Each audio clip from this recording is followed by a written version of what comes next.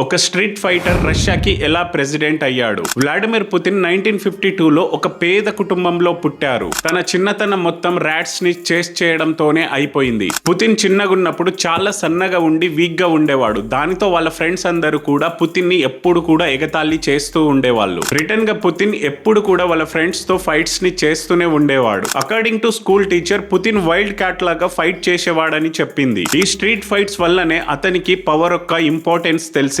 తర్వాత martial arts classes లోకి join అయిపోయి 16 ఇయర్స్ లోనే నేషనల్ జూడో ఛాంపియన్ అయిపోయాడు. 1975 లో రష్యన్ ఇంటెలిజెన్స్ ఏజెన్సీ అయిన KGB లో జాయిన్ అయ్యాడు. Next 15 years manipulations, under cover operations and intelligence tactics ని నేర్చుకున్నాడు. అలాగే 1994 లో డిప్యూటీ మేయర్ అయి పాలిటిక్స్ లోకి ఎంట్రీ ఇచ్చాడు. తర్వాత కేవలం 4 ఇయర్స్ లోనే అప్పటి రష్యన్ ప్రెసిడెంట్ దగ్గర మంచి నేమ్ తెచ్చుకొని రష్యన్ న్యూ ఇంటెలిజెన్స్ ఏజెన్సీకి హెడ్ అయ్యాడు. ఆ తర్వాత కొన్ని నెలల్లోనే రష్యాకి ప్రైమ్ మినిస్టర్ అయిపోయాడు. తర్వాత చెచెన్యాలో రష్యాకి అగెనిస్ట్ గా ఉన్న రెబల్స్ కోసం ఒక బ్రూచల్ ఆపరేషన్ ని చేశారు. దానితో రష్యాలో పుతిన్ పాపులారిటీ పీక్స్ లోకి వెళ్ళింది. తర్వాత 2000 లో ఎలక్షన్స్ ని గెలిచి రష్యాకి ప్రెసిడెంట్ అయ్యారు. ఆ తర్వాత రష్యాలో ఉన్న 89 రీజన్స్ ని కలిపి కేవలం 7 డిస్ట్రిక్ట్ గా మార్చి తన కంట్రోల్లోకి తెచ్చుకున్నాడు. అలాగే oppositions and rich business mans influence ని టార్గెట్ చేశారు. తర్వాత 2020లో ఏకంగా కాన్స్టిట్యూషన్స్ ని చేంజ్ చేసి లైఫ్ టైం పవర్ లో ఉండేలా చేసుకున్నారు.